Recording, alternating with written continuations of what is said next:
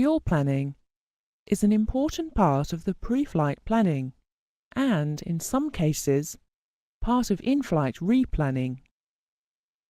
Due to the high cost of fuel, there are commercial pressures on crew to carry the minimum amount of fuel.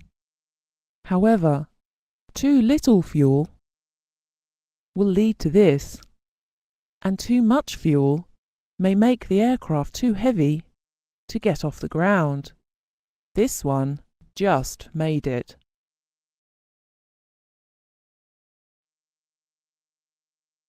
The calculation of how much fuel should be carried on an air transport flight is made in accordance with the international agreement laid down in EU Ops 1.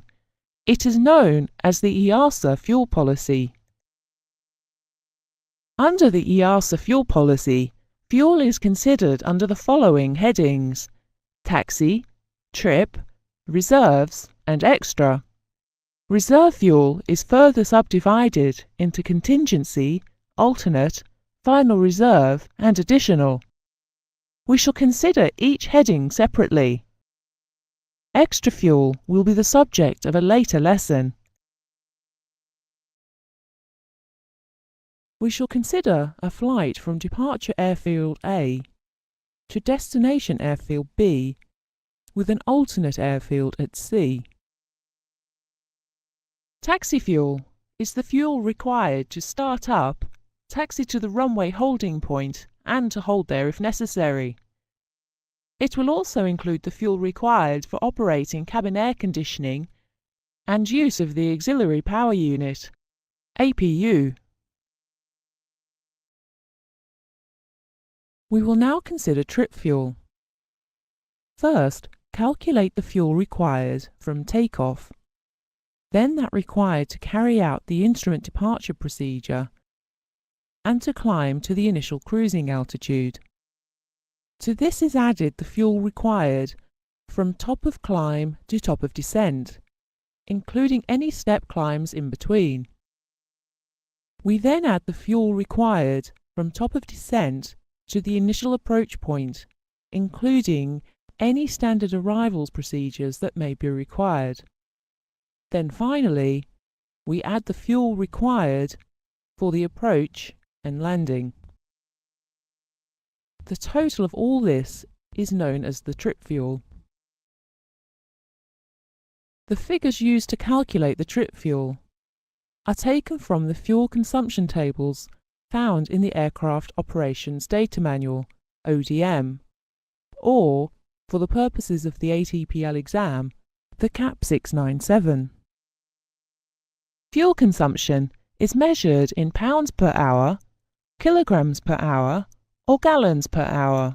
Therefore, by multiplying these figures by the planned time, the result is fuel required in pounds, kilograms, or gallons. Although we have now calculated the fuel required to carry out the planned route, in reality, things may not go according to plan. There are a number of variables in any flight which may require more fuel to be used over and above our planned trip fuel. These may include changes in weather conditions, rerouting, the aircraft using more fuel than expected, and many others. To compensate for these variables, we plan to carry what is known as contingency fuel, in addition to the trip fuel. There are a number of different ways of calculating contingency fuel, as laid down in the EASA fuel policy. For the purposes of the ATPL exam, we add an extra 5% of the trip fuel as contingency fuel. In the event of having to replan in flight, we use 5% of the trip fuel required for the remainder of the flight. If the aircraft is unable to land at its planned destination, it will be necessary for it to fly to the planned alternate airfield. The fuel required for this is known as the alternate fuel. Alternate fuel is the amount required to carry out a missed approach at the planned destination and then fly to the alternate airfield.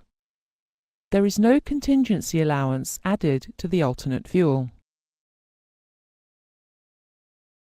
Had we arrived at our destination, having used the contingency fuel, carried out a missed approach and flown to the alternate, we would have arrived with dry tanks.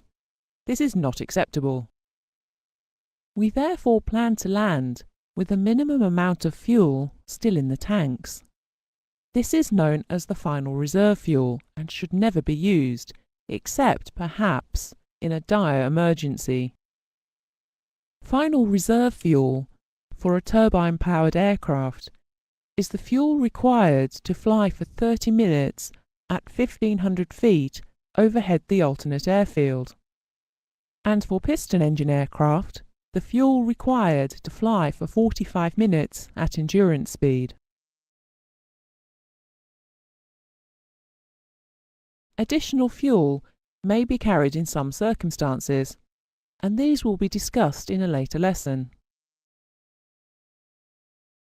To see how this is included in a computerized flight plan, look at the flight plan on the screen. The plan is for a flight from Gatwick to Frankfurt, with an alternate at Dusseldorf. At the end of line 2, the letters kgs indicate that the units of weight being used are kilograms. Line 4 shows that the fuel required from Echo Golf Kilo Kilo to Echo Delta Delta Foxtrot is 3,091 kilograms. Line 5 shows that the fuel required for a diversion to Dusseldorf is 1,485 kilograms. On line 6, we are given the holding fuel or final reserve figure of 1,521 kilograms. Alongside this are the figures 00/30, indicating this is the holding fuel for 30 minutes, as required by a turbine-powered aircraft. Contingency fuel is shown in line 7 as 155 kilograms. This is 5% of the trip fuel shown in line 4. Total fuel required in line 8, which is the sum of all the figures above, is 6,252 kilograms. There is no extra fuel required in line 9, and so the total remains at 6,252 kilograms. Note that the taxi fuel is not included in the flight plan, as this fuel is not intended for use in flight.